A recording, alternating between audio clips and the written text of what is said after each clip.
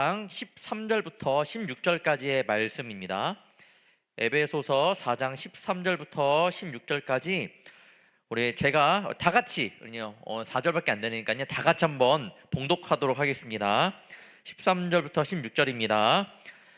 우리가 다 하나님의 아들을 믿는 것과 아는 일에 하나가 되어 온전한 사람을 이루어 그리스도의 장성한 분량이 충만한 데까지 이르리니 이는 우리가 이제부터 어린아이가 되지 아니하여 사람의 속임수와 간사한 유혹에 빠져 온갖 교훈의 풍조에 밀려 요동하지 않게 하려 함이라.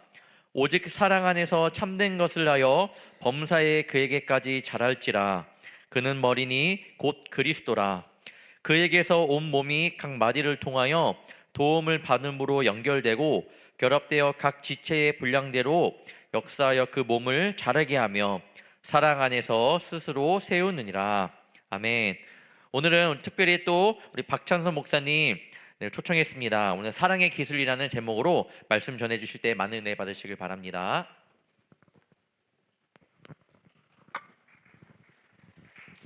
네, 예전과는 다른 반응 감사합니다. 빛으로 오신 주님의 은총과 평화가 여러분 가운데 함께 하시기를 간절히 소망합니다. 우리 저기 옆에 있는 우리 청년들하고 함께 인사를 한번 해보겠습니다. 자, 이렇게 한번 인사해 볼까요? 메리 크리스마스. 네, 메리 크리스마스. 네. 제 광고를 보니까 아주 중요한 광고가 하나 빠졌어요, 여러분. 우리 강종희 목사님, 고예진 사모님이 등남을 하셨습니다. 네, 우리 강종희 목사님 약간 일었으면 큰 박수. 네,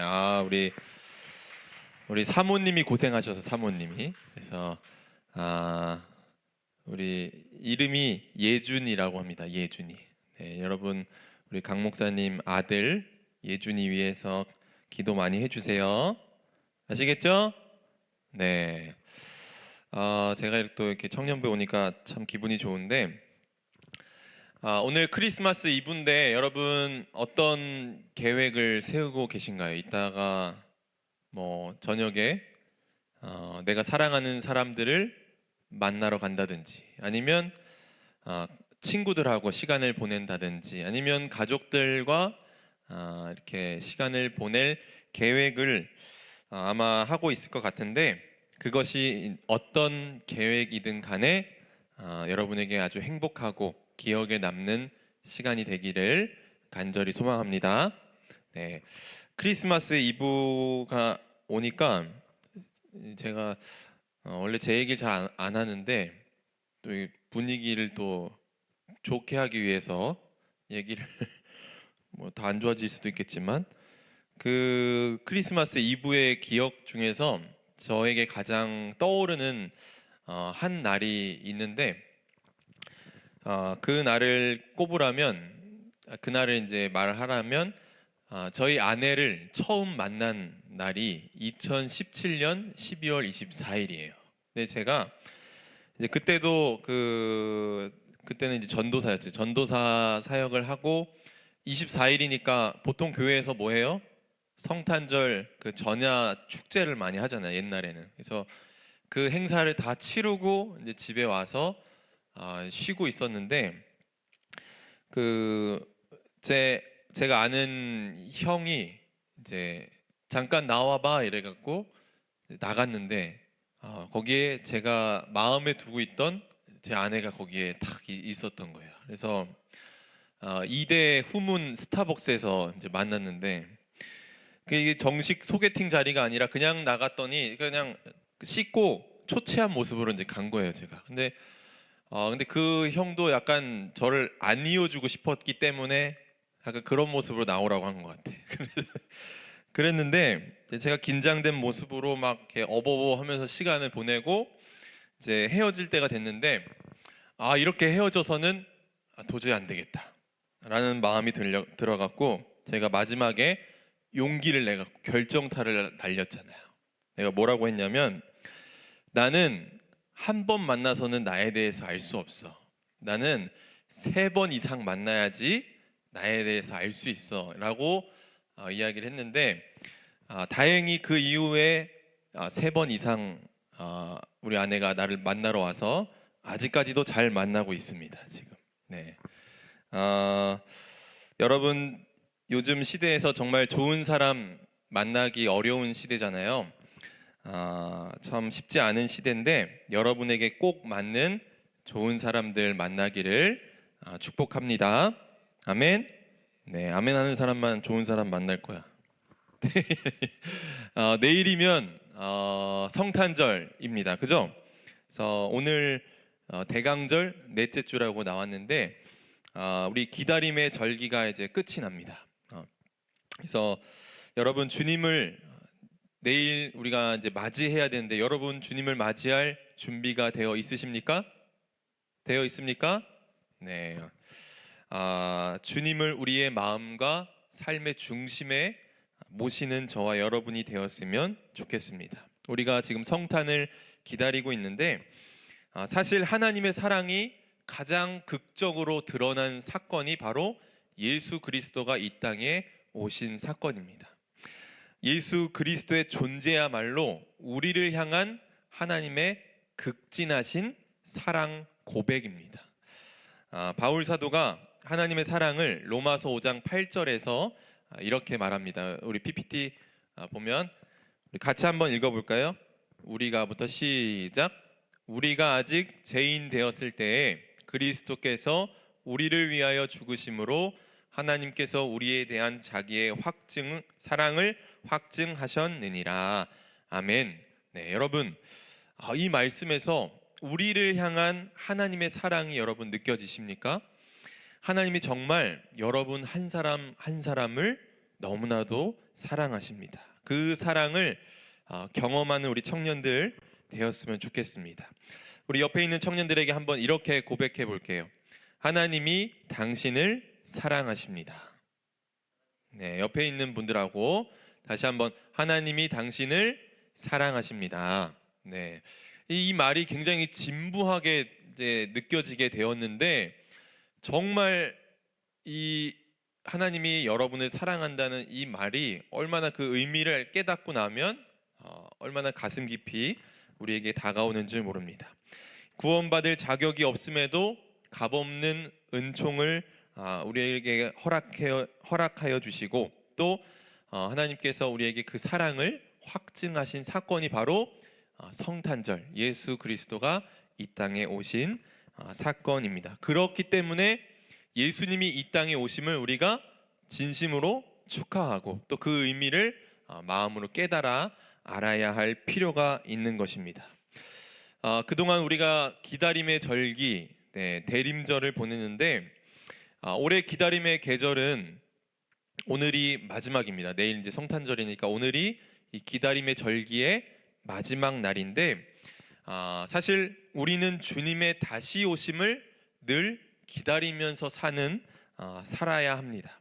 이것을 조금 어려운 말로 해서 종말론적 신앙이라고 합니다. 뭐라고요? 종말론적 신앙. 종말론이라고 하니까 막 이 세계가 다 무너지고 막 아마겟돈 그 요한계시록에 나오는 그런 일이 일어나고 뭐 세상의 끝날이 일어나는 게 그걸 기다리라는 게 아니라 믿음이라는 것은 종말론적 미래를 앞당겨서 살아내는 일이라고 할 수 있습니다. 예수님도 이런 말씀하셨어요. 너희는 먼저 그의 나라와 의를 구하라라고 말씀하셨어요. 근데 이 말씀이 단순히 내가 하나님의 나라와 그분의 뜻을 간구하는 것으로 끝나서는 안 됩니다. 하나님의 나라는 내가 죽고 나서 가는 곳일 뿐만 아니라 오늘 나의 삶에서 시작되어야 하는 것입니다. 무슨 말씀인지 여러분 이해하세요? 천국은 우리가 죽고 나서 가는 곳도 맞지만 예수님께서 말씀하셨을 때 회개하라 하나님의 나라가 가까이 왔다라고 합니다. 왔다. 그러니까 하나님의 나라가 오늘 우리 삶 가운데 임해야 한다는 거예요. 그래서 오늘 나의 삶에서 하나님의 나라가 시작되어야 하는데 그거는 그냥 가만히 있는다고 시작되지 않아요. 우리가 하나님 나라의 삶의 방식을 살아내지 않으면 안 됩니다. 사랑하고 돌보고 배려하고 나눔과 같은 이런 삶의 방식들을 우리의 삶에서 실천하면서 살아야 하나님의 나라가 오늘 우리 삶 가운데 시작될 수 있는 것입니다. 기다림의 계절이 끝나지만 여러분 삶에서 주님이 오심을 늘 기다리고 또 하나님의 나라가 저와 여러분을 통해서 이루어지기를 주님의 이름으로 간절히 축원합니다. 아멘. 네, 오늘 본문 말씀은 이 바울 사도가 에베소 교회에 편지를 쓴 한 부분인데 이 바울 사도가 우리에게 궁극적 목표 하나를 제시합니다. 우리 본문 13절 말씀을 우리 다 같이 한번 다시 읽어보도록 하겠습니다. 본문 13절 다 같이 읽습니다. 시작. 우리가 다 하나님의 아들을 믿는 것과 아는 일에 하나가 되어 온전한 사람을 이루어 그리스도의 장성한 분량이 충만한 데까지 이르리니. 아멘. 네, 바울 사도가 우리에게 한 가지 목표를 제시해 주는데 그게 뭐냐면 우리가 온전한 사람이 되어서 그리스도의 장성한 분량에 이르러야 한다고 이야기하고 있습니다. 여러분, 온전한 사람이 어떤 사람일까? 온전한 사람. 온전한 사람, 그것은 바로 예수 그리스도를 닮은 사람입니다. 누군가를 위해서 희생할 줄 알고 다른 이들의 고통에 예민하게 반응할 줄 알고 넘어지면 넘어진 자가 있다면 그 넘어진 자를 다시 일으켜 세워주고 또 그가 하나님의 형상을 회복해서 하나님의 자녀답게 살아갈 수 있도록 값없는 사랑을 전폭적으로 베풀어 주는 것이야말로 바로 예수 그리스도를 닮은 삶이라고 할 수 있습니다. 결국 우리는 예수 그리스도를 닮아서 우리의 믿음이 그리스도의 장성한 분량에까지 이르러야 하는 것입니다. 하지만 여러분, 오늘 우리의 현실을 한번 돌아봤으면 좋겠습니다. 오늘날 너무나 많은 그리스도인들이 세상의 풍조를 따라 살아가고 또 다른 복음을 전하는 이들에게 마음을 뺏기기도 합니다. 하지만 우리에겐 분명한 표대가 있습니다. 바로 예수 그리스도를 닮아서 그리스도의 장성한 분량에 이르는 것입니다. 오늘 우리의 믿음이 당도해야 할 자리가 바로 여기입니다. 그렇다면 우리의 믿음이 장성한 분량에 이르려면 우리가 어떻게 해야 할까요? 우리 바울 사도가 15절 말씀에서 이렇게 말합니다. 우리 15절 말씀 다시 한번 같이 읽어볼게요. 시작. 오직 사랑 안에서 참된 것을 하여 범사에 그에게까지 자랄지라. 아멘. 성장의 비결은 다른 게 아닙니다. 우리가 사랑 안에서 참된 것을 행하는 것입니다. 여러분, 믿음이라는 것은 언제나 사랑을 동반하게 되어 있습니다. 믿음은 뭘 동반한다고요? 사랑을 동반한다는 거예요. 내가 하나님을 믿는다면 하나님을 어떻게 해야 돼요? 사랑하는 거예요. 우리가 예수님을 진심으로 믿는 사람이라면 예수님의 마음을 품고 살지 않으면 안 된다는 겁니다. 이 주님의 오심을 기다리는 이 계절의 끝자락에서 저는 오늘 사랑에 대해서 말씀을 나누고자 합니다. 오늘 설교 제목을 제가 사랑의 기술이라고 했는데 이 사랑의 기술은 누구의 책의 제목이죠? 네, 에리 프롬의 사랑의 기술이라는 책이 있어요. 그 책에서 제가 따왔는데 그런데 사랑의 이 기술을 뭔가 세상에서 말하는 그런 사랑의 기술이 아니라 정말 예수님이 가르쳐 주시는 진짜 사랑의 기술에 대해서 여러분과 말씀을 나누고자 합니다. 제가 사랑의 의미를 사전에서 한번 찾아봤어요. 사전에서 찾아보니까 이렇게 되어 있어요. 누군가를 몹시 아끼고 귀중히 여기는 마음, 또 남녀간에 그리워하거나 좋아하는 마음, 또 남을 이해하고 돕는 마음이라고 사전에서 정의를 하더라고요. 근데 사랑에는 아낌, 친절함, 존중, 돌봄을 지향하는 마음이 담겨 있습니다. 우리를 향한 하나님의 사랑도 이와 다르지 않을 겁니다. 하나님은 우리를 몹시 아끼시고 소중히 여기시고 우리의 사정을 헤아리시고 돕고자 하시는 분이시기 때문입니다. 여러분, 사랑이라고 하면 어떤 이미지가 떠오르세요? 사랑. 여러분, 어떤 이미지가 떠오르세요? 네, 내가 얘기할게요. 저는 사랑이라고 하면 받아들여짐이라는 이 말이 늘 떠올라요. 내가 누군가를 사랑한다면 그가 어떤 일을 했을지라도 그를 받아들여 줄 아는 게 사랑이라고 생각합니다. 또 사랑은 자기 초월의 능력이라고 또 이야기를 합니다. 뭐라고 여러분? 사랑은 자기 초월의 능력. 그러니까 내가 할 수 없는 그 한계를 넘어서서 이 사람을 사랑하면 내가 할 수 있는 거예요. 왜 이렇게 자꾸 웃음을 사랑 이야기를 하니까 계속 이렇게 웃음이 나는 거죠? 네, 좋습니다. 그래서 일부러 사랑 이야기를 하는 거예요, 제가.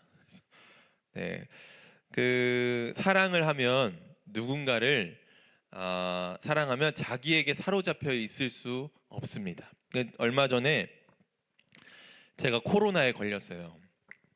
그런데 문제는 내가 코로나에 걸린 건 괜찮은데 제가 저희 아내와 8개월 된 우리 아기에게 옮겼어요.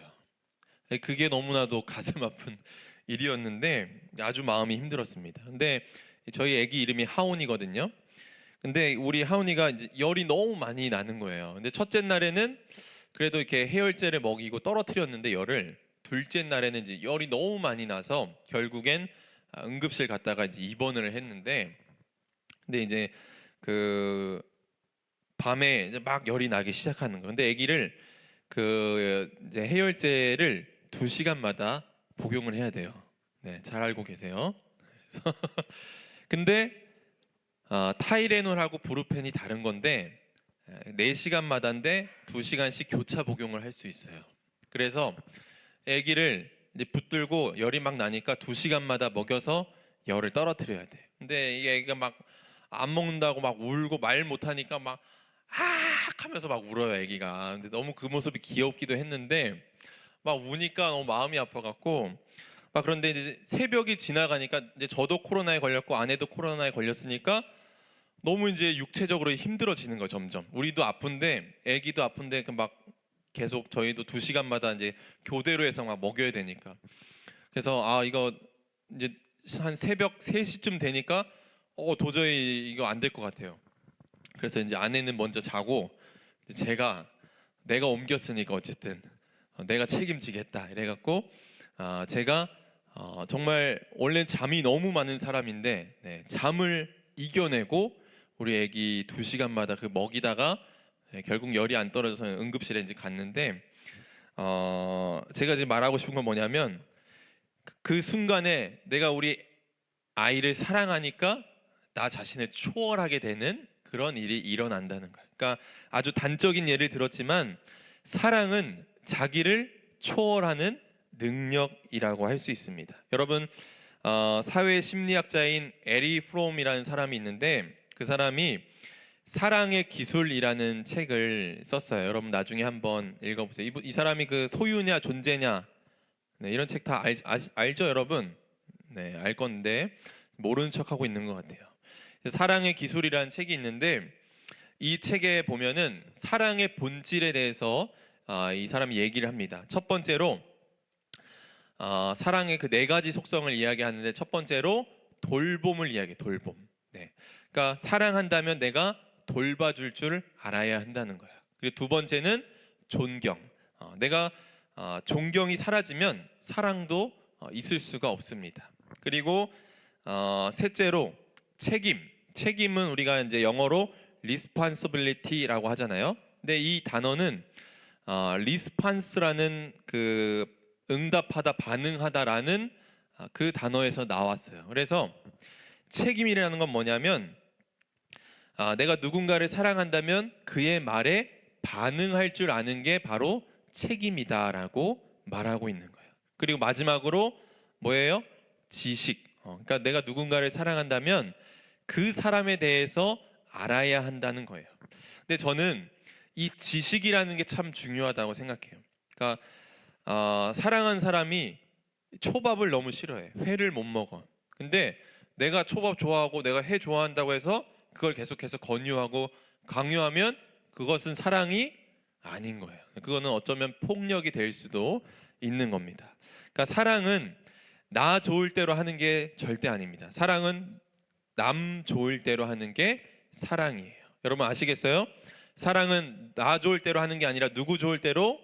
남 좋을 대로, 상대방이 좋을 대로 하는 게 사랑입니다. 자기를 관계의 중심에 놓고 생각하면 그 어떤 경우에도 이 사랑이 이루어질 수 없습니다. 나 좋을 대로가 아니라 상대방이 원하는 대로 해주는 것이야말로 사랑입니다.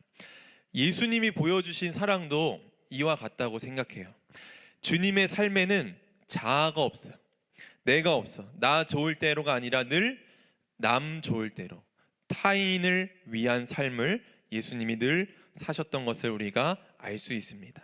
왜냐하면 이것이 정말로 하나님이 기뻐하시는 일이라는 것을 예수님은 알고 계셨기 때문입니다.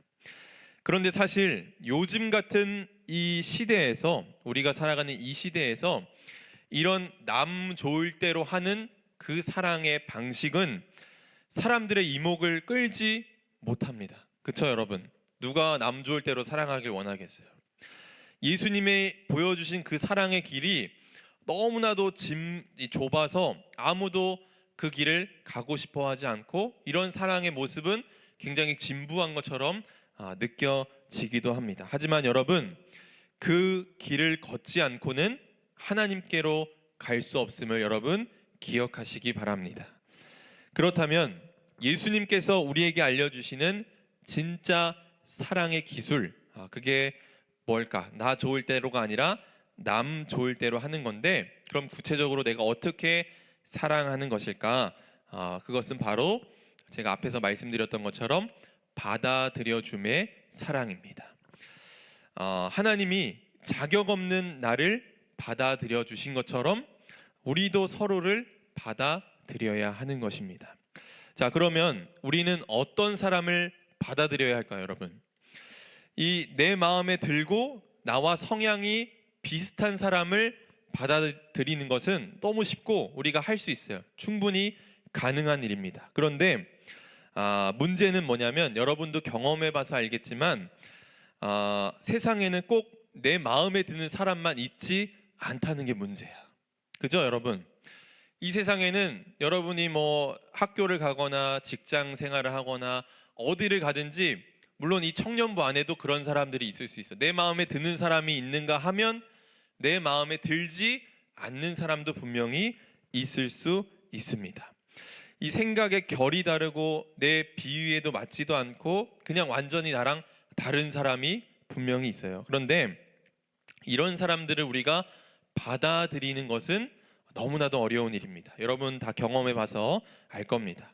이게 참 쉽지가 않은데, 그런데 하나님은 우리가 그들과도 더불어 살기를 원하신다는 것입니다. 여러분 이것을 꼭 기억해야 돼요. 내가 내 마음에 드는 사람만 사랑하면 좋겠지만, 하나님이 원하시는 것은 그게 아니라 내가 원하지 않는, 나랑 맞지 않는 그 사람도 하나님께서는 더불어 살기를 원하신다라는 것입니다. 제가 교목에, 국제학교 교목으로 있었는데 이제 그때 어떤 선생님이 이제 계셨어요. 그래서 이제 그 선생님이 어떤 분이냐면 굉장히 자기중심적이고 자기만 아는 사람이고 옆에 있는 사람들의 소중함을 모르는 사람이었어요. 근데 저는 어떤 곳에서 제가 화가 나냐면, 제가 이렇게 부드럽게 생겼지만 굉장히 안에 이 화가 있습니다. 욱하는 게. 네, 조심하세요. 네. 그 제가 어떤 데서 이렇게 그 화를 못 찾냐면, 남을 함부로 대하는 사람을 제가 그런 걸 잘 못 봐요. 네, 그런 모습을 보면 지금이야 좀 이게 나이가 조금 이제 들고 해서 좀 지혜롭게 잘 넘기려고 하지만, 저도 여러분 같은 그 시절에는 욱해갖고 막 쫓아가갖고 막 얘기하고 막 그런 사람이었습니다. 그런데 아무튼 이제 그런 선생님이 계셨는데, 어느 날 이 선생님이 저를 너무나도 속상하게 하는 일이 벌어진 거예요. 그러니까 내가 그 일을 겪고 나서 이 선생님한테 쫓아가갖고 막 얘기하고 싶기도 하고, 안 그래도 미웠는데 더 이 사람이 미워지기 시작한 거예요. 막 그런 마음이 막 있었는데, 근데 이제 제가 교목이니까 다음날 이제 채플에서 설교를 해야 되는데, 아이들 앞에서, 초등학생들 앞에서 설교를 해야 되는데, 하필 주제가, 설교 말씀 주제가 사랑이어서 사랑. 그 본문 말씀이 요한복음 13장 34절이었는데, 새 계명을 주노니 내가 너희를 사랑한 것 같이 너희도 서로 사랑하라. 이 말씀을 내가 전해야 되는 거야. 근데 내가 이 말씀을 전해야 하는데 내 마음 상태가 이런 상태니까 막 설교를 하기까지 너무 이제 어려운 거예요. 근데 여차저차 해갖고 이제 설교를 하려고 단에 서서 막 말씀을 전하는데, 다행히도 이제 설교를 전하면서 하나님께서 이제 제 마음을 만져주셔서 좀 풀어지기 시작했는데, 그러면서 하나님께서 저에게 이런 마음을 주셨어요. 내가 너를 사랑하는 것처럼 그도 내가 사랑하는 사람이야 라고 하는 마음을 저에게 딱 주신 거예요. 이 마음이 제 안에 들고 나니까 더 이상 그 사람을 미워할 수 없겠더라고요.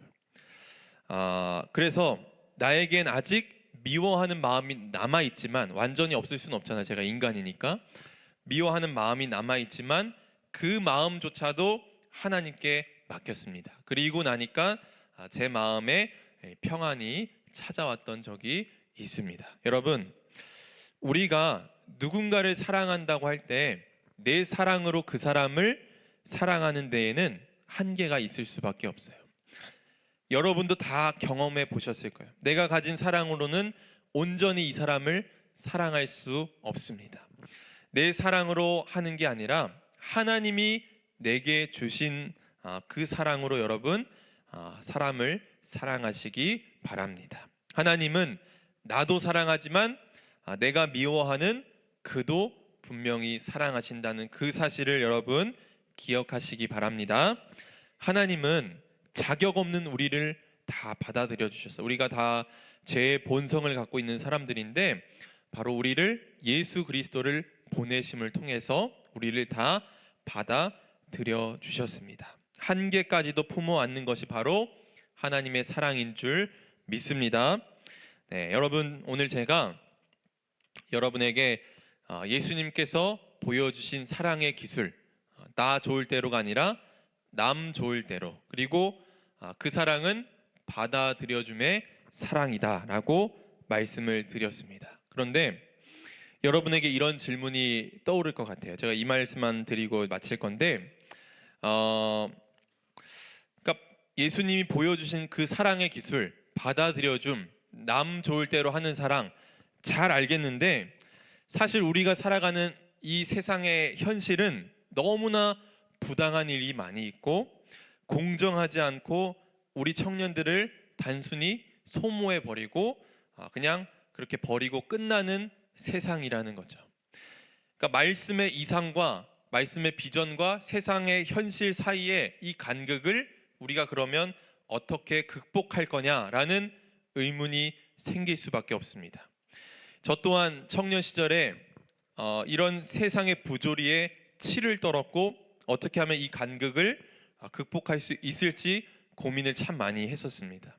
그런데 여러분, 우리가 인정해야 할 것은 인간의 역사 속에서 정말 이상적인 사회는 단 한 번도 없었다는 겁니다. 성경에도 계속해서 이스라엘 백성들이 이집트 제국, 애굽의 그 노예가 되기도 하고, 아시리아의 억압당하고, 뭐 바벨론 포로로 끌려가기도 하고, 또 신약 시대에 와서는 로마 제국의 그렇게 종로를 타기도 했는데, 이런 이상적인 사회가 인간의 역사 속에 단 한 번도 없었다는 겁니다. 그럼 우리가 이런 세상의 현실에 그냥 타협하는 게 맞는 걸까? 아니면 그냥 세상은 무시해버리고 말씀만 쫓아 사는 게 맞는 걸까? 라는 그런 질문이 들기도 하는데, 여러분, 그 어느 쪽도 아닐 겁니다. 우리가 사는 이 세상이 당장 변화되지 않을지라도 중요한 것은 뭐냐면, 오늘 나의 삶의 자리에서 내가 말씀대로 살아내는 일입니다. 내가 비록 부당한 대우를 받았을지라도 나는 누군가에게 부당한 대우를 하지 않는 삶을 사는 것입니다. 세상이 아무리 모순된 현실일지라도 이런 세상에 내가 좌절하지 않고 오염당하지도 않으면서 하나님의 말씀대로 내가 꿋꿋하게 성실하게 그렇게 살아가는 것입니다. 누군가 나에게 갑질을 했어요. 그러면 내가 그대로 갚아주는 게 아니라 내가 만나는 사람들은 최대한으로 존경해주고 내가 최대한으로 그를 배려해주는 삶을 사는 것입니다. 제가 서두에서 하나님 나라의 방식을 우리가 실천하면서 우리 삶에서 살아야 한다고 했는데 바로 그런 삶을 살아내는 것입니다. 현실과 비전 사이의 괴리 앞에서 거기에 내가 굴복한다거나 반대로 이 세상과는 동떨어진 삶을 살기보다는 그 가운데를 뚫고 우리가 믿음의 삶을 살아가는 게 핵심입니다. 그래서 저는 이 신앙생활이 결코 쉽지 않다고 생각해요. 여러분, 신앙생활은 쉬운 게 아닙니다. 정말 어려운 게 신앙생활이에요. 내가 이 세상을 살아가면서 말씀대로 살아가는 일이 너무나도 어려운 일입니다. 그렇지만 저와 여러분 한 사람 한 사람이 그런 삶을 살아갈 때 하나님은 바로 우리를 통해서 이 세상을 변화시켜 가실 줄 믿습니다. 우리가 정말 마음과 정성을 다해서 믿음의 삶을 살아낸다면 그것만큼 복된 일은 없을 줄로 믿습니다. 사랑하는 청년 여러분, 사랑은 사랑하는 대상이 기뻐하는 일을 하는 게 사랑입니다. 그를 기쁘게 하기 위해서는 그를 기쁘게 하기 위해서 내가 할 수 있는 모든 일들을 해야 되는데 때로는 나를 초월하는 능력을 발휘해야 할 때도 있습니다. 여러분, 예수님을 닮아가는 삶을 살지 않고는 우리가 진실한 믿음의 삶을 살 수 없습니다. 여러분, 예수님이 기뻐하시고 원하시는 일이 무엇입니까? 바로 생명을 풍성하게 하는 일입니다. 오늘 우리 주변에 마음 아파하고 고통 가운데 있는 이들의 마음을 내가 헤아려 주고 그들의 고통을 해결해 주거나 덜어주려고 노력할 때 주님은 기뻐하시는 줄로 믿습니다. 이것이야말로 믿음의 삶이고 그리스도의 장성한 분량에 이르는 것입니다. 하나님께서 죄 많은 우리를 받아들여 주신 것처럼 우리도 우리 주변에 있는 사람들을 받아들여 주어야 합니다. 특별히 교회 공동체, 우리 청년부 이 공동체는 받아들여 줌을 연습하는 곳이 되어야 합니다. 무슨 말씀인지 아시겠죠, 여러분? 우리 청년부 안에서도 내가 꼭 좋아하는 사람끼리만 다니는 게 아니라 여러분, 내가 사랑하지 않는 그 사람도 하나님이 사랑하신다는 그것을 깨닫고 우리 청년부 공동체 안에서 받아들여 줌을 여러분 연습하기를 바랍니다.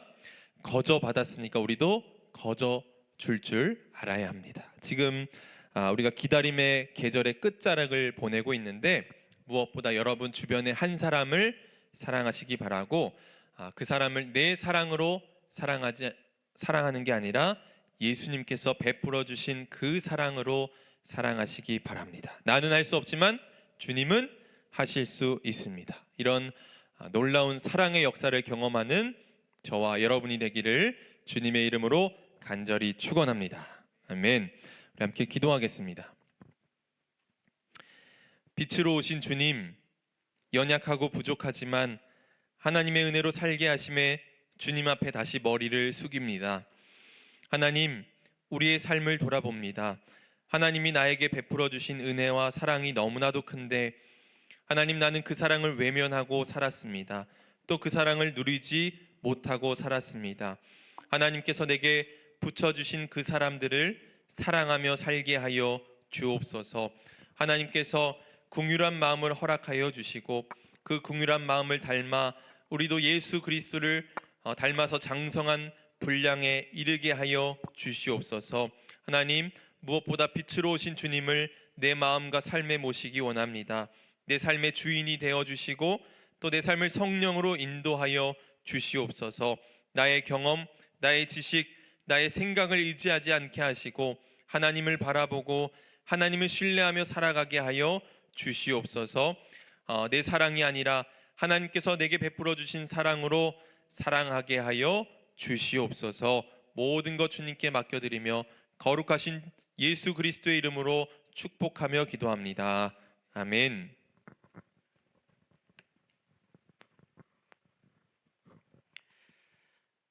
올해 성탄절은 제가 그 기도하면서 준비했던 게